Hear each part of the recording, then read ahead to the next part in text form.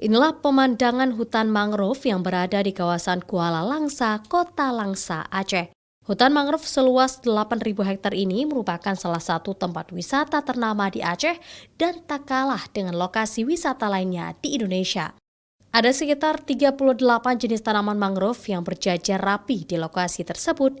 Di sana, para wisatawan juga akan disuguhkan dengan suara kicauan burung serta hembusan angin laut dan tentunya membuat Anda betah berlama-lama.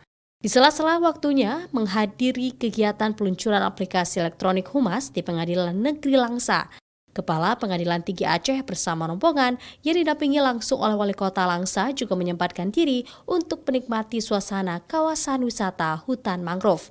Di sana, Kepala Pengadilan Tinggi Aceh juga mencoba menaiki tower hutan mangrove yang sebelumnya telah diresmikan oleh Menteri Pariwisata dan Ekonomi Kreatif Sandiaga Salahuddin Uno untuk melihat pemandangan dari ketinggian.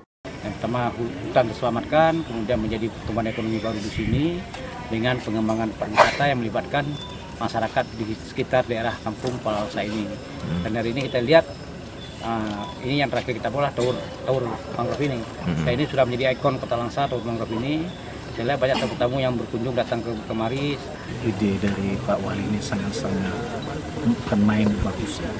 Dengan adanya hutan mangrove ini, disampaikan oleh Pak Wali tadi, kemanfaatan sangat-sangat banyak.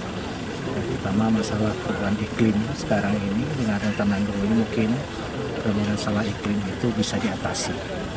Apalagi biota laut itu semua bisa hidup berdampingan dengan ada hutan sekarang.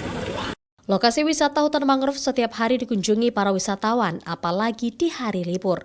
Objek wisata tersebut kian hari semakin indah akibat adanya dukungan penuh dari pemerintah. Selain bisa dimanfaatkan untuk liburan keluarga, lokasi wisata tersebut juga dapat dijadikan objek edukasi maupun penelitian. Zikri Maulana, Kompas TV, Langsa.